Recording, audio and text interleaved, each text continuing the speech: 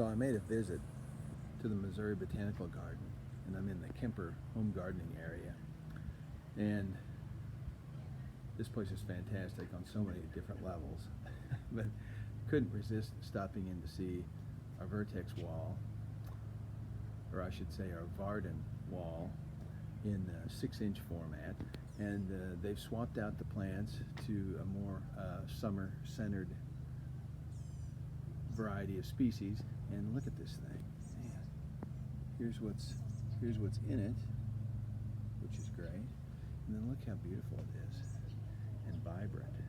My gosh, it could not be more incredible.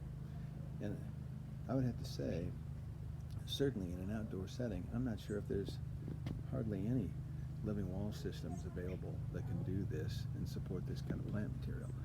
And then of course you look back here and it's all in our trays and sock and simple irrigation and nothing complicated. And then you see all the other awesome things they've got here. Wow, and it is incredible what they do here. Oh, wish I had this at home. And then we come over here, and this couldn't be more stunning either. And then we look over here, and this is our version of the wall that's got edible plants in here.